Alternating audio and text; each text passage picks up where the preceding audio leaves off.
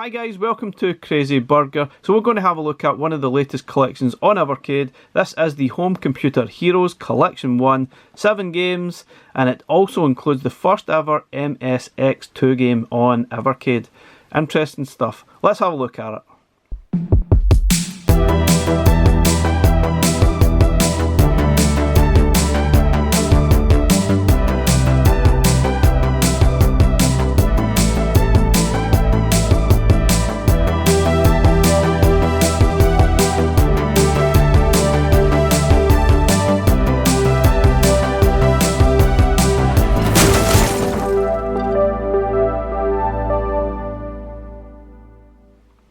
Okay guys, we're going to have a look at this collection. This is Home Computer Heroes.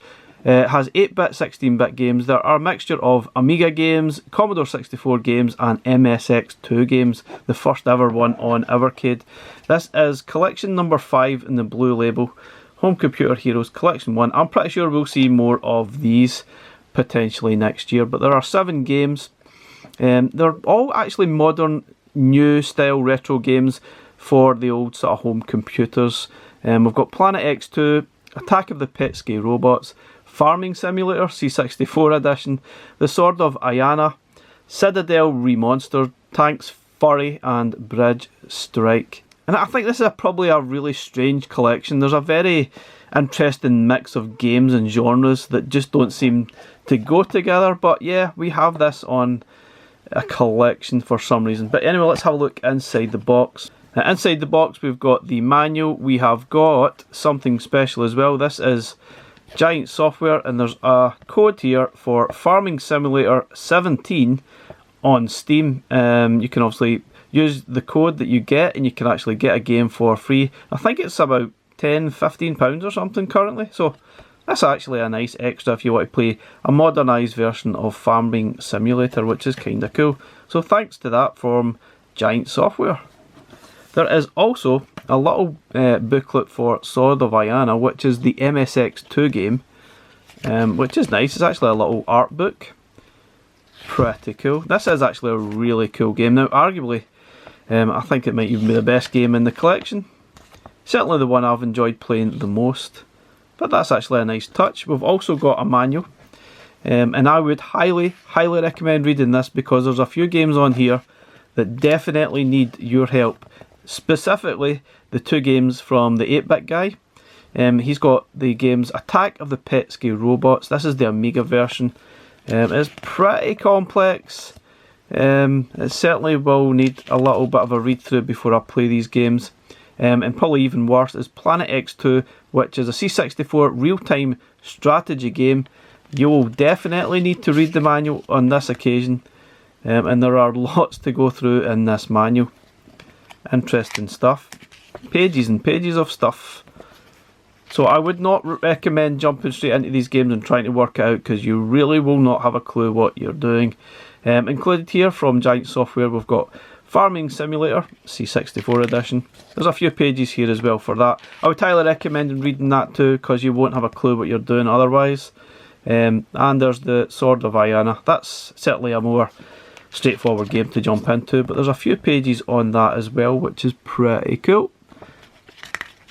And we have Citadel Remonstered. This is on the Amiga. It's basically a re-imaging of an older game from 1995, but it's a nicer version, I think. And we've got Tanks, Furry and Bridge Strike from the same company, and these are basically newer Amiga sort of retro style games made in the last couple of years. They are pretty cool, pretty basic, but anyway, a very interesting collection. Let's have a quick bash and look at the games on the EXP and the Super Pocket before we have a look at the VS. So you never showed the cart yet. That's actually a really nice looking cart. I certainly love the design of the carts that they've made recently with the artwork and that on it. It is very cool. This is a really cool game. Pretty hard though, but it is pretty cool. It's pretty oh, who's shooting at me? Can't see. It is pretty bloody at times, which is quite amusing. Who's shooting at me? Oh, there's he. Couldn't see him. But yeah, I've actually really enjoyed playing this one. Oof. It is a tricky game though.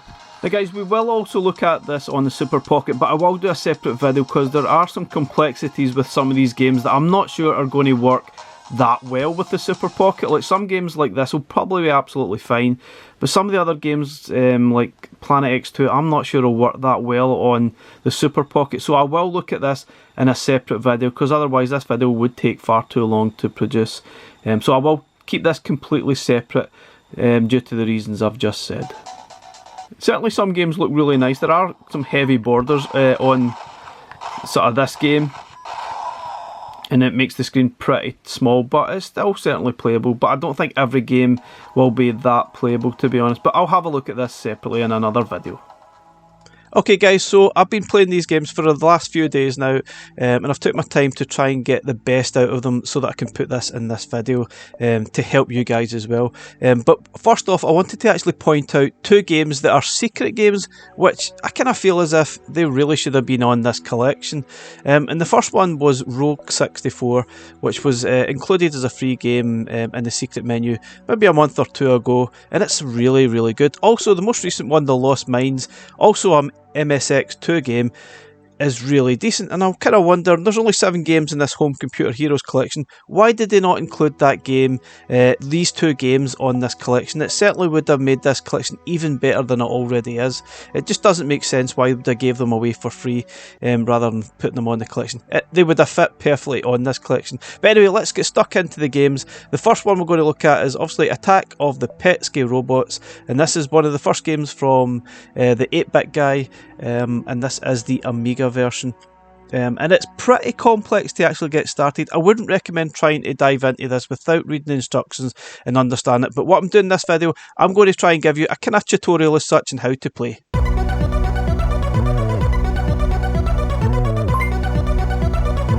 Okay guys, first tip is probably change the difficult level on this main menu to probably easy. Just keep pressing the difficulty and you'll see that the robot's eyes here will go green, and that's the easiest setting. I would recommend to start there at least. There's lots of different levels to choose from, there's loads of maps, but basically they're all individual games as such, so just choose the first map, and then once you've finished that, you'll come back here and you'll choose the next map, and you'll just keep playing through the game and try to destroy all the robots in each map.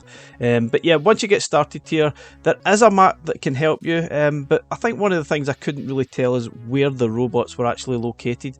This is the map of the first level, but it wasn't really clear looking at that where the robots are. It's just a map of the actual level, and it's not actually clear how many robots you need to kill either, so you really have to do a lot of exploration and try and find all those robots before you activate the portal to move to the next level. And don't forget, use the X button here and then a sort of directional arrow to search everything, and at the start here you can find the pistol and that kind of rocket thing. It's the start, but the pistol is completely useless, to be honest. I mean, you can destroy these robots. This is the basic robot, which basically just moves back and forward and it won't actually shoot at you until you shoot at it. And as you can see here, I've already lost quite a lot of health by utilising the pistol.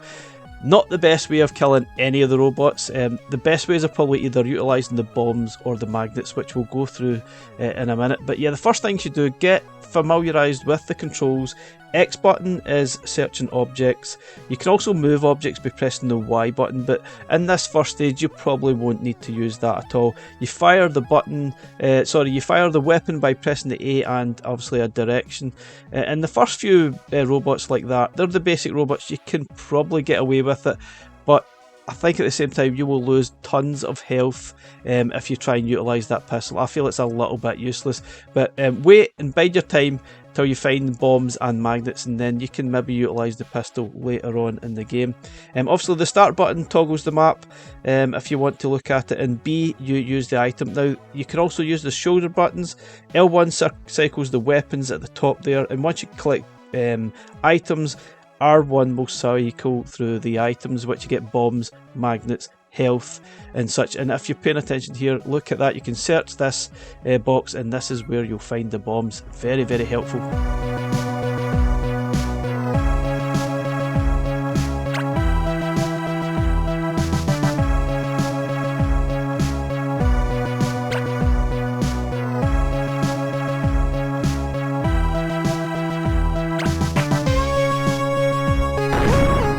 Okay guys, so once you get those bombs, you should maybe practice a few times on those easier robots. Just hold the B button down and the direction and try and place it in the path of these robots to destroy them, and hopefully that'll work. You might lose a few bombs by experimenting, but it's no big deal. And yes, biggest tip here is search absolutely everything that you see here. You'll find health kits, you'll find magnets, which are very important and very helpful, probably more helpful than the pistol. You also find key cards. Now if you search the desks, the cabinets, you should find key cards, and I think there's 3 key cards on this initial level which open up the doors that are previously locked, and you definitely need them to obviously make progress and finish the stage and get to those robots that are inaccessible at this point in the game. But yeah, that robot there is just firing. It just can't help himself, but they fire on sight. The sort of easy robots don't touch you until you start firing at them, and you can move objects as well, but in this first stage you don't really need to bother.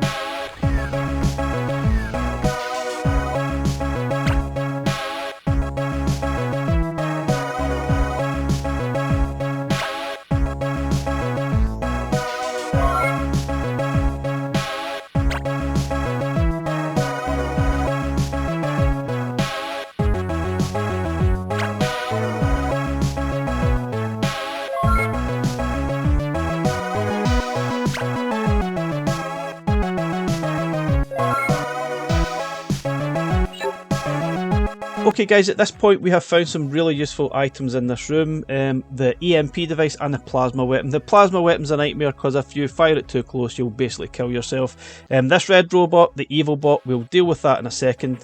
But first we're going to deal with the roller bot. And the best way is placing the magnets in its path or on it, and it will send it haywire. If you put another one in its path immediately afterwards, it will send it haywire indefinitely. And then you can do what you like with it. You can use your weapons to destroy a bomb, or you can herd it into the trash compactor on this level and it'll basically destroy itself, which is fantastic. But yeah, now that red evil bot, an absolute nightmare. Best thing to do is use that EMP device and make it obviously disabled for a very few seconds, and then use those magnets to make that haywire as well, and then use another one, and then you can do what the heck you like with that one. You could use the plasma rifle, but obviously, as I said, firing it too close, you destroy yourself. You can do what I've done here, which is very basic. Use that useless pistol weapon and just keep firing until it's gone, or you could try and just drop a bomb and then run away, see what happens. But once you've found all the robots and killed them all like that, you can then go into the portal and you've completed the level. Happy days.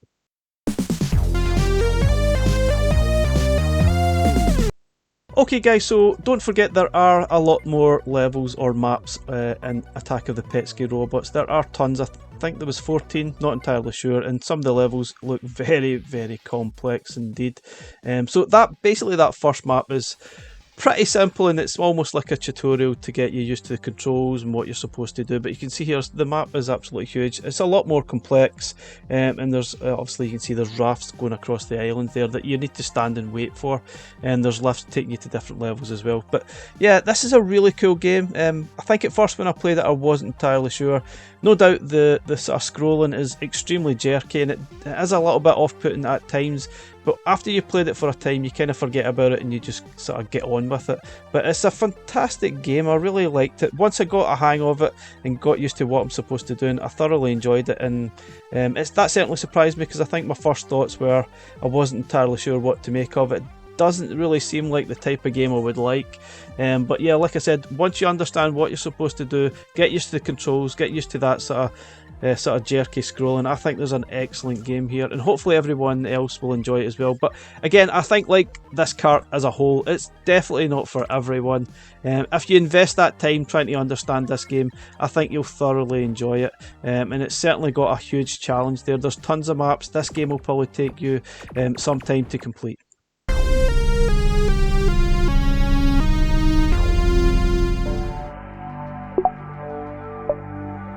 Okay, after the complexities of the last game, we've got a very basic, simple to pick up game in Bridge Strike, which is basically a River Raid clone. River Raid was a fantastic game on the Atari 2600, but this is Bridge Strike on the Amiga, and it's actually really, really decent. However, it's one of those games I feel you'll probably play it a couple of times, you'll enjoy it, and you'll probably never play it again.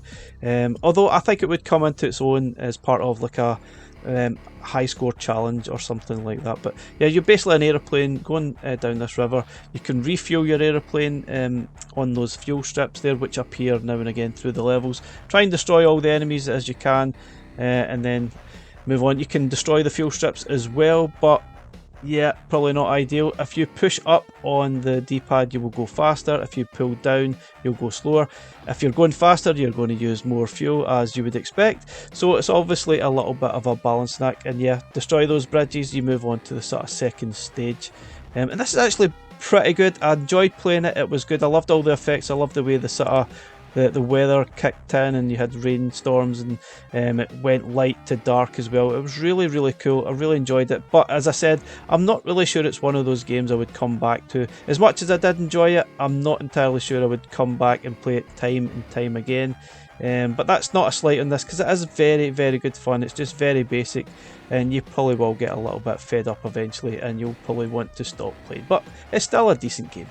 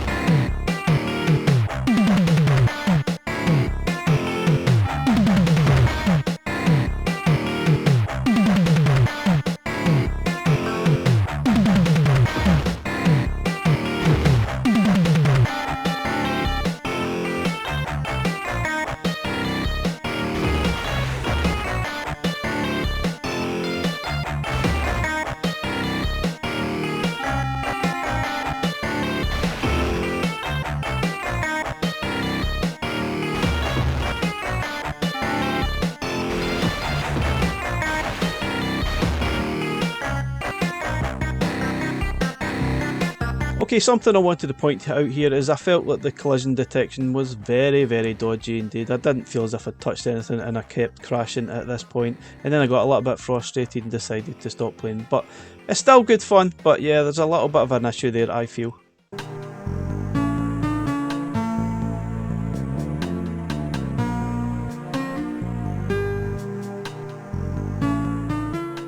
Okay, moving on to Citadel Remonstered, and this is a newish game. Obviously, it was based on the 1995 original Amiga game, and I think it's just got more levels.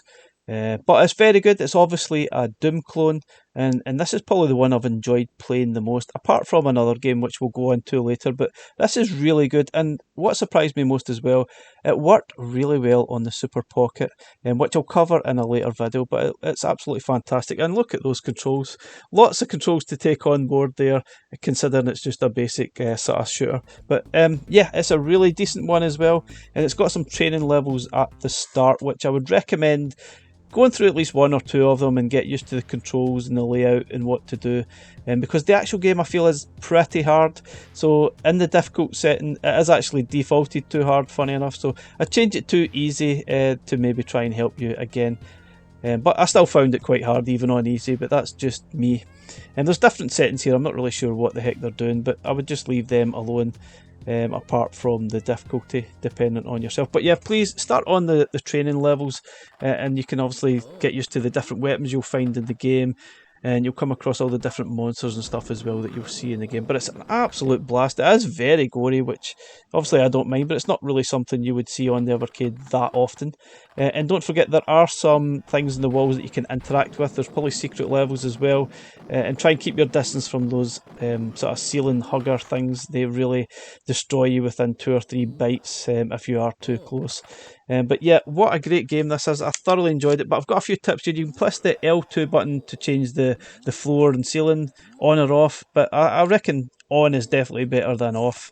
But there's another few things to sort of take in mind here as well. If you press B twice, you will make the screen full screen, which is obviously much better than the tiny sort of box that you see. You can obviously cycle through the weapons by pressing, I think it's the X and Y button, and you'll cycle through the weapons that you've got on board. So yeah, don't forget all those things, because they are very helpful when you're in the game. And as you can see on the wall here, you can interact with that skull, pressing the B button, and it usually opens up a door somewhere that you'll probably come across later on. And these levels are usually sprawling, and it's quite confusing. There is a map if you press the start button that will probably not help, but it's there anyway if you want to use it. And you're basically trying to get to the exit. It is very much like Doom. Go through the levels, destroy stuff, find keys, activate stuff, open doors, and get to the end portal to take you to the next stage. And that's the basic parts of it. It does get a little bit more complicated, but yeah, what's not to love here? It's absolutely fantastic.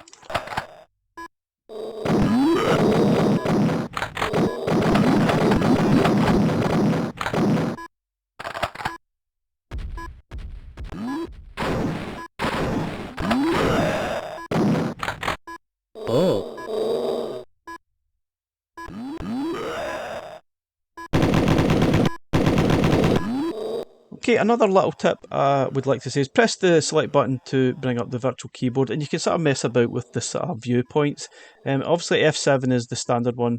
You can press F8 and it goes completely full screen. Obviously you can't see any of your how much sort of ammo you've got and that type of thing, so it's probably not the best. This is probably the best viewpoint for all sort of systems I think you're playing on. I don't really think you want to play it like this. This is definitely the one to choose.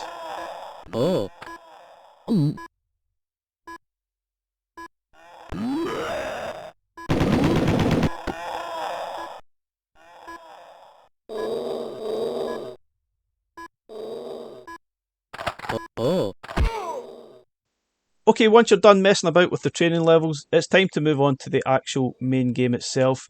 And I found the game is actually really tough. Even on easy setting, it's certainly a challenge. I found the levels are pretty confusing at times. I know there is a map to help you, but the levels are pretty large. I got lost a few times. I got confused at where I was supposed to go, and don't miss that gun right at the start. But at the start of the game, there's a slight problem is you don't have guns. There's very little ammo, so at the start of the game I would recommend trying to find ammo before you go any further. And there's probably certain sections you don't want to go down until you've got ammo, because you'll probably run out really quickly and you'll make things really difficult for yourself and you'll probably die pretty quick. But yeah, I guess the first few playthroughs you'll probably have to experiment and go in the different sort of routes. to find or to maximise those ammo and health to make progress. But you can hear those enemies from a mile off. They are so loud and annoying, but fantastic. There's a lot going on with this. I felt that on the VS the graphics were probably a little bit too blocky to be enjoyed on like a large screen TV, but playing this handheld on the XP or the Super Pocket, I felt it was certainly much more enjoyable and it looked a lot better. Obviously, it's a little bit disappointing. You can't actually see your gun that you're firing, and you've just got that sort of cursor that's in the middle there, which you press the A button and just keep on firing until the enemy's gone. But I think this game's fantastic. Really enjoyed it, and it's probably one of those ones I'll keep coming back to time and time again until I've sort of completed it. But it is very tricky, and even on easy level, as I said, I think it's quite challenging. But I quite enjoyed it nonetheless. I really did enjoy playing this, especially on the handheld.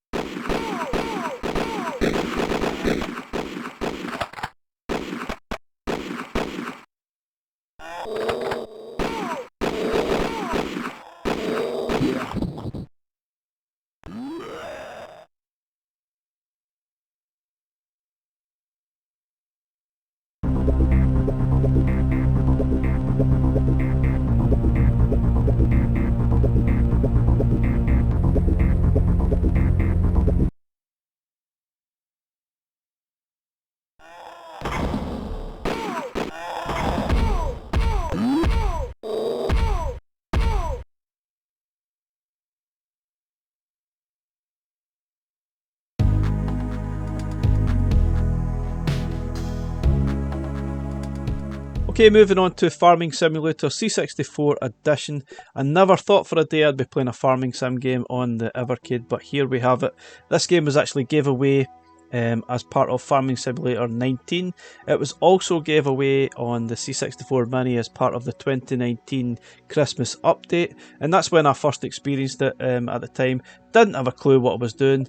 It seemed a little bit complicated, but I guess thankfully we have the controls here, and we also have all the information on how to play in the manual, and I would strongly recommend checking the manual before you play it. But if you're not wanting to read it, you can maybe watch this video. I'll try and help you understand what you need to actually do to get started. It's a lot more straightforward than you might think. Basically you're trying to plant seeds, sell them to the market, and then repeat and repeat, and that's it. So you've obviously got 4 vehicles that you can choose from. You need to start basically with the red tractor, which is the X button. And once you've got that, you press the A button to actually activate each equipment. So if you get the red tractor, hold down the A button and that will activate the sort of plough to sort of plough the field, so to speak. And that's where you need to start. So that's the X button, that's the red tractor that you're going to start with. You'll know when you've actually activated it because the sort of vehicles will move slower. If it's not activated, they'll move a lot quicker, like you can see there. If you press the A button, the A button, it will start to plough the field, and that's where you need to start. So plough as much of the field as you like. You can plough all of it or just a little bit of it, but the whole aim of the game is trying to make money by selling all the seeds at the market. And that's it. That's the game in a nutshell, basically. But you need to keep an eye on the fuel for each vehicle. You can see on the right hand side of the screen, the bottom right, the fuel is constantly going down, and you need obviously money to refuel that. If you try and go refuel the vehicles without money, you'll basically game over right away. So don't do that until you have enough money to actually buy it. So once you're sort of finished ploughing the field, at that point you'll be ready to move on to the green tractor. Which is the Y button. You can see it's actually sitting there. You only ever see 2 vehicles on screen at one time. So once you're finished sort of ploughing as much field as you can be bothered with, I guess. You can press the Y button and then you can start planting those seeds where you've actually ploughed. And you can see sometimes that this screen, it will change colour a little bit, and you can see your seeds are starting to plant. And just keep going until you've planted as much seeds where you've actually ploughed.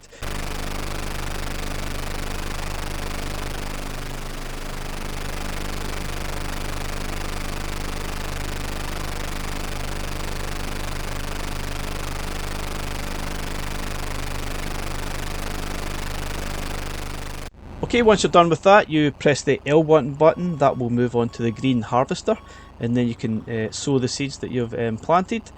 And you will know you need to press the A button again to activate the harvester when you're moving about. If it's going too fast, you know it's not activated, it won't actually sow those seeds. So you need to do that. Just go over those sort of patches that are that kind of shade. I think there's a few different stages before it gets there, and then move on to the tractor. Make sure that's been activated as well. You can sort of cycle between them until the two are on the screen at the one time, and if you get them close enough, they will just automatically transfer all the seeds. You can see I've got 20% seeds capacity in this sort of trailer tractor thing, this blue tractor. That's the R1 button to activate that. So you can also press the B button to activate your horn, which is totally pointless. This part here is a nightmare to actually go through with tractors or any of the vehicles. I feel as if the collision detection is absolutely woeful, and it just creates a lot of frustration. But bypass that fuel at the moment because you don't have enough coins to refill any of your vehicles yet. You need to go here, stop on that little square, and you will sell all your seeds. You can see the bottom left hand screen, we now have lots of cash. And then you can refill any of the vehicles that you need refueled at that first sort of station there. It is really tricky to actually manoeuvre through the trees. I feel as if I keep hitting something or get stopped. But if you want to refuel, just stop in this square. It will refuel your vehicle up to the maximum that it goes and take the money off thusly. If you try to do that without money, you'll basically game over. And that's that game in a nutshell. At this point, you're just basically rinse and repeat. There's a larger sort of field at the south of this map where you can sow as much seeds as you possibly want to. I'm sure this game won't be for everyone. I'm sure a lot of people won't even bother trying to play it. But for me, I actually enjoyed it more than I thought I would. It kind of has that relaxing nature, an untaxing game that I kind of enjoyed playing through. I certainly enjoyed it a lot more than I expected to. So don't dismiss it, give it a try, see what you think.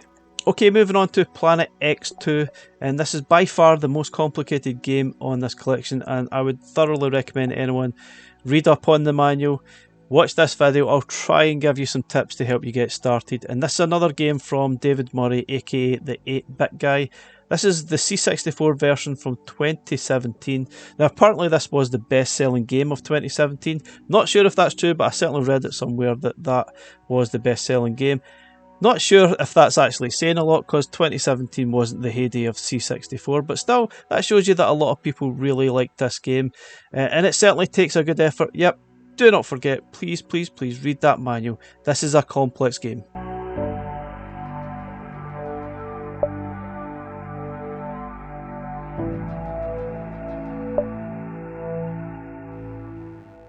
Okay, first thing I would suggest is change the difficulty again by pressing down the A button. You've obviously got easy, medium and hard. I would recommend starting with easy. That basically gives you all the minerals and sort of devices to help you get started. Otherwise, you will start with nothing. You need to sort of build up. It really is up to you, but I would highly recommend easy at the start. So once you get started, the first tip I would say is don't ever press the R2 button because it gives you this option to quit game yes or no, and there's nothing you can do about it. Okay, other tip is you can actually have music on or off by pressing the L2 button. It really is up to you if you want that or not. But personally I think I'd probably prefer it off so I can actually concentrate because it was a little bit off-putting, I felt at times. So the first thing you need to sort of get used to is the controls. You press the select button, it will bring up the vehicles here. You've got two, basically 0 and 1, that's your two builders, which you can move about. I would probably suggest to do a little bit of exploring before you get started with the builder, so to familiarise yourself with the map, because there isn't actually a map as such in the game. You have to actually explore and discover it. There are maps in the original manual, which I'll show later in the video, which might help and might not. So you've got a few options here. You can you press the X button to build, you've got Y to build those. You can pick up the things here if you press A and pick up the items. If you press A, you can just use the cursor to sort of choose what one you're trying to pick up. And then you press B to drop them off somewhere else. And then you try and get to these sort of minerals, I think they are, where you can take them back to the factory and then place them on the X. So what you do is press the B button to place them on the X. Obviously I'm trying to place it in the factory, that's wrong. So if you sort of move out of the way, you press the B button and then the cursor and then drop the minerals off on that X. Now you're not actually finished there. What you need to do is actually press the start button to activate it, then put the cursor over the factory, and then it gives you that option. You can see there X, Y and A. If you press A, that will process the materials that you've dropped off, and sometimes it takes a little while to process. So while it's doing that, you probably want to do something else while you're actually waiting.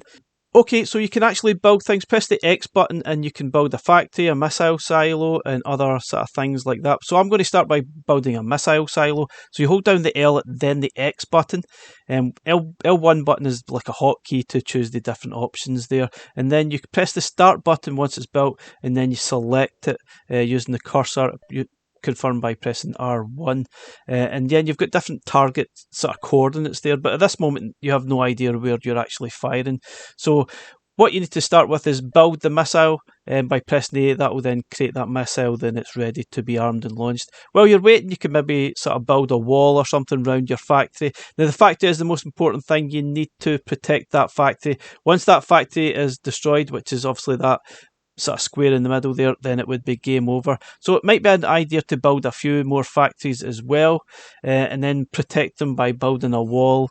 You can also create tanks and use them as sentries, or you can sort of go about trying to attack the different robot alien protoids that you see on the map. Now at this point you probably have about 5 minutes or so before the protoids will start to attack. So at this point, get yourself familiarised and sort of creating different factories, sentry points with your tanks, that type of thing. Okay, at this point we're just waiting in the factory, finishing processing those minerals before we can move on, try and build more tanks, builders, that type of thing. So once it's done, you can then press the start button, highlight the factory, and you've got the option of building either a new builder by pressing X, create a tank by pressing Y, or process those minerals that you've placed on the X. Now obviously once the builder comes out, it goes onto the X. You probably want to move that away as soon as possible. So you press the select button and choose whichever option is. At this point it's obviously number 2. So you can move it off the X so that you can then build other things. But it's a good idea maybe to use some of these as pawns to try and find out where the protoid factories are. So you can maybe use the missile silo to destroy it from distance, because trying to destroy these things up close with the tank is really quite hard. So at that point, take a note of the coordinates as you see at the bottom of the screen there. You've got X33, Y52. So you kind of use that as an example of what to, or where to actually use your missile. So if you go back to the missile silo, press start and then choose the missile silo. You can adjust the coordinates to where the sort of enemy factory is, and then you can try and bomb it.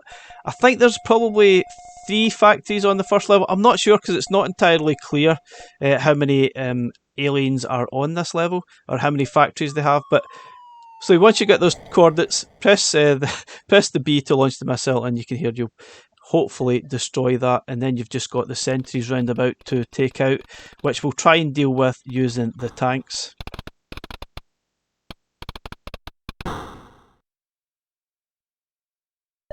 Okay, so back to the factory, press the start button, highlight the factory, and then you can try and build a tank. So you press the Y to create a new tank. I would try and create as many of these as you possibly can.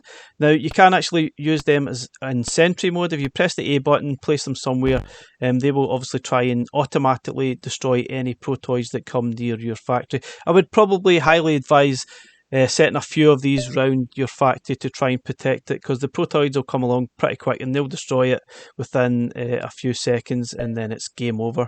So build as many factories as you possibly can, build as many tanks as you possibly can, use some of them as sentries, and then use the tanks to go around and try and destroy those protoids.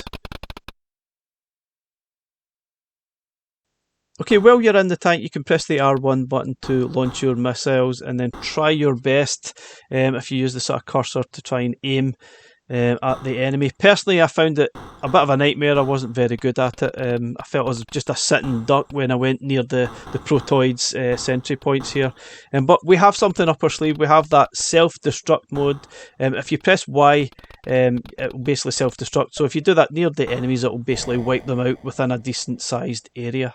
You can also use the tank to destroy the boulders to get to the minerals, so you can sort of create more tanks and builders and factories, that type of thing. On easy level, that's really not as important as it is on hard level, because obviously in hard you start with absolutely nothing. You need to utilise all those minerals as you can, but hopefully you get to this point, you're prepared for when the Protoids do start to attack you. Obviously if you've got set up plenty of factories, you've got plenty of tanks set up as sentries, then you should probably be okay. But if you've got none of this, they will destroy your factories within seconds. Again, it's not entirely clear how many Protoids are on each level, how many factories they have.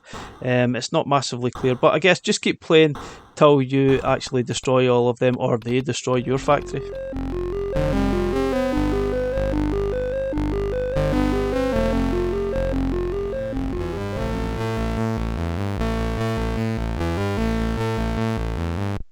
Okay, once you've finished that first stage, you can move on to the next level, and there's plenty of maps to choose from. I actually found the original manual online, which has some more details. It also includes some diagrams of the maps of the different levels. Personally, I don't really think this game is for me. It took a heck of a lot of effort to get somewhere and try and understand it. I think Evercade have done a decent job of this conversion though, but personally not for me, but I'm pretty sure this game will have its audience. Okay, moving on to tanks, Furry or Fury, not entirely sure, it looks like Furry to me. And this is another Amiga homebrew title. And if you look at those names of the characters, Max Hound and Lieutenant Theon Greywolf, kind of funny. It reminds me of Game of Thrones, so I'm pretty sure these guys must be massive fans, surely. And this kind of reminds me a little bit like their other game, Bridge Strike, given the fact that you'll probably play it a couple of times and never actually return to it. And that's not a slight on the game, because it is a good fun game. Certainly I think it would be best with 4 players. It's got that set up in mind. So if you're looking for one of those multiplayer games to play on your Evercade VS, this one would be right up there, and it seems that would probably be the best way to play it as well. As a single player game, it's alright. You're basically just trying to destroy all the other tanks on the screen. You can shoot through walls by pressing the missile button twice, and it will shoot through and create another path. But I kind of got confused. I wasn't entirely sure or clear what all the things were on the screen. There's green flags there that you can kind of shoot at, but not sure what they've done. That flashing S, no idea what that does. There's a jumping man there as well, which I have no idea what that does either. There's no details in the manual to tell you what they do. There's no information at all in the game, so I don't know what they do. Haven't got a clue. All I know was I was just shooting all the tanks as often as I possibly could, and then it moved on to the next stage. So again, it wasn't entirely clear. I definitely think this game has multiplayer in mind and not really a single player game at all. But it was alright. I certainly enjoyed it for the best part.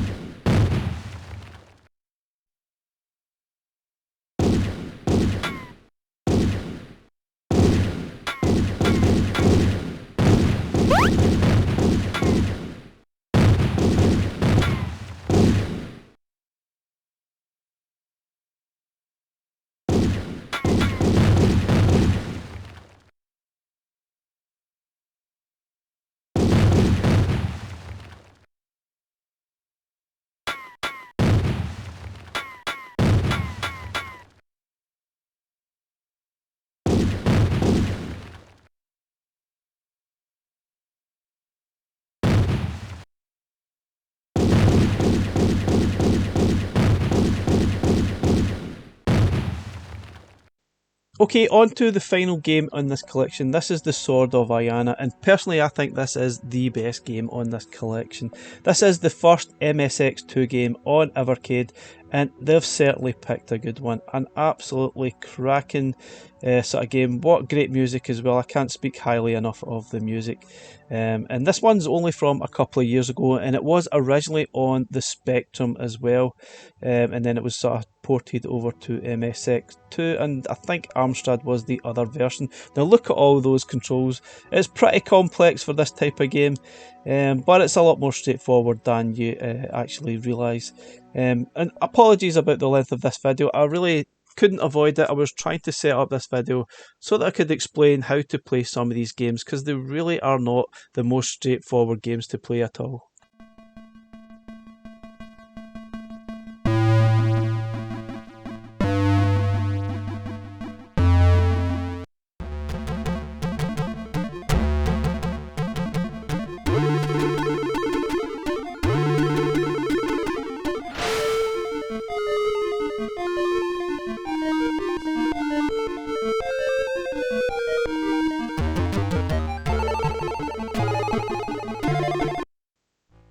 Okay, so these initial stages I would get used to the controls, because there's no doubt that the controls are very, very fiddly. So the Y button opens up this screen where you can obviously choose the different things that you've picked up, such as potions.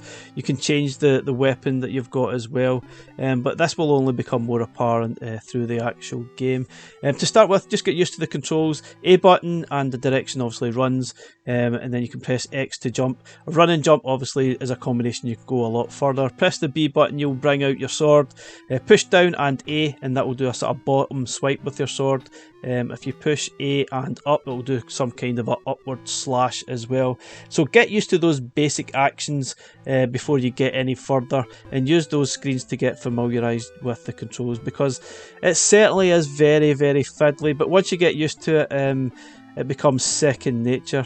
But also another thing to take note of is save states and save state often, because you'll probably die quite a lot, and I felt like the actual checkpoints took me back far too far from where I actually died. So certainly this game is all about exploration, trying to stay alive, take out the enemies, activate all the levers you see that opens up doors. Sometimes defeating an enemy will open up doors as well. But there's certainly a lot of things that will probably try and kill you through the games, like these spikes, falling from a height, really tough enemies. So you really have to try your best, get used to the combat, take a step back now and again if you're too close, because if they swipe at you, you'll probably die pretty quickly, especially in some of the sort of later enemies that you encounter. But I absolutely love this game. I think it's fantastic, and that music is just absolutely brilliant.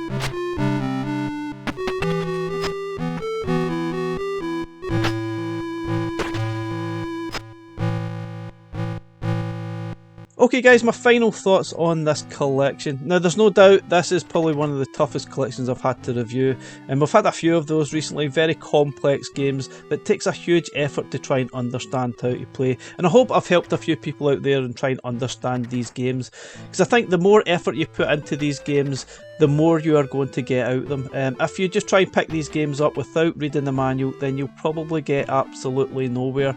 But if you put the effort in, read the manual, try and understand them, try and even watch this video and make some progress, I think you will probably find some really good games to enjoy. I certainly loved Sword of Ianna. I think it's fantastic. Citadel was great as well. Planet X2 is one of those games I think it's not for everyone. Attack of the Petscii robots I really enjoyed once I knew what I was doing as well. And the other two games, Thanks Furry and Bridge Strike, were okay. This is the free game that we got on Steam with that code that you've seen at the start of the video, which is pretty cool. This is Farming Simulator 17, which I downloaded, which I think costs about $15 in the store. So that's a really cool touch that they've added here, which is fantastic. But you can also play this on your PC as well. But overall, I think this is a decent enough collection. I don't think it's going to be for everyone, but if you put in the effort, you will probably find a really good bunch of games here. And I'm certainly going to go back and play a few of these again. Guys, let me know what you think in the comments. Thanks for watching. See you later.